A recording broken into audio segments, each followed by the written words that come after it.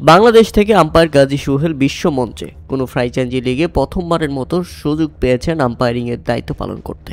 আর সুযোগ পেয়ে তিনি নিজের যোগ্যতা সম্পর্কে প্রথম ম্যাচেই প্রমাণ করে দিলেন।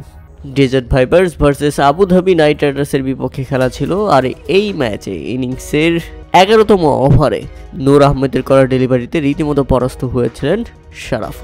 আর তাতে তৎক্ষণাৎ রিভিউ নিয়ে ফেলেছিলেন ডেজার্ট ভাইপারের অধিনায়ক সাম কারান। তৎক্ষণাৎ বাংলাদেশি আম্পায়ার গাজী সোহেল ডিসিশনটি পাঠিয়ে দেন টিভি আম্পায়ারের কাছে, এবং টিভি রিপ্লাইতে দেখা যায় সেটা ছিল একেবারেই অপ্রত্যাশিত। কেননা যে কনফিডেন্স দেখিয়ে সাম কারান রিভিউ নিয়েছিলেন সেটা বিধ্বস্ত হয়ে গেছে।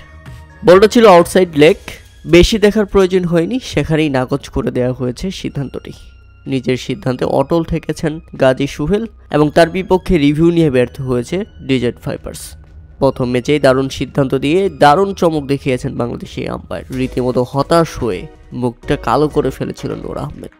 আম্পায়ার সাড়া না দিলে সাম কারান যেভাবে রিভিউ নিয়েছিলেন তাতে বোঝাই যাচ্ছিল তিনি 100% শিওর এটা আউট ছিল।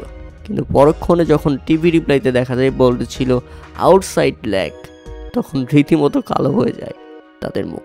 এশিজের মতো বড় মঞ্চে আম্পায়ারিংয়ের দায়িত্ব পালন করছেন বাংলাদেশের শরীফুদ্দৌলা ইবনে শহীদ সৈকত। তিনিও সেখানে দারুণ ডিসিশন দিচ্ছেন। আর এদিকে ফ্র্যাঞ্চাইজি লিগেও বাংলাদেশি আম্পায়ারদের ঝলক।